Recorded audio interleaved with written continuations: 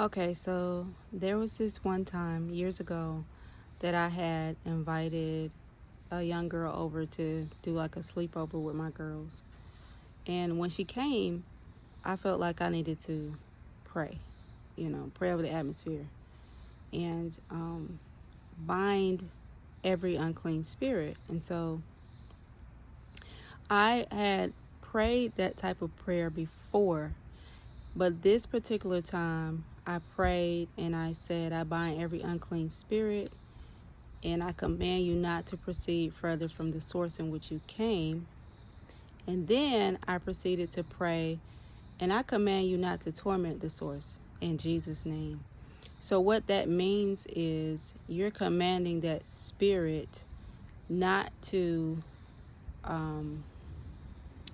not to have freedom in your home, to trouble anybody in the house. But sometimes those spirits trouble the people that came with them.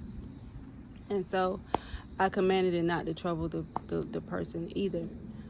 Well, that night when I went to sleep, and I'm going to call it a dream, but I really felt like the Lord allowed me to see into the spiritual realm. But that night I had a dream, and in this dream I was looking in, I saw a dark room, pitch black dark, but there was something in the center of the room.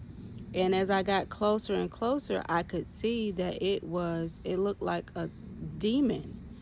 And it was sitting in this chair, and it was chained to the chair. And as I got closer and closer, it's like it turned around and I jumped.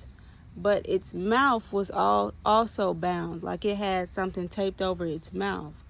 And when I jumped, like I jumped in reality, and I sat up in my bed, and I was like, "Oh Lord, what was that?" That I had just experienced.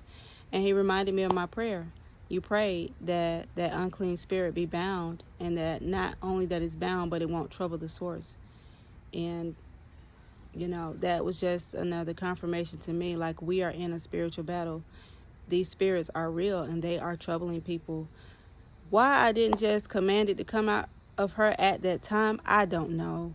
But that's the prayer that I prayed, and the Lord let me see that because I said that, the spirit was subject to what I said, and it obeyed. So we wrestle not against flesh and blood. I'm not going to stop saying that, because we need to stop looking at people, thinking it's people. Oh, that little girl is so bad. Oh, that little boy is so evil.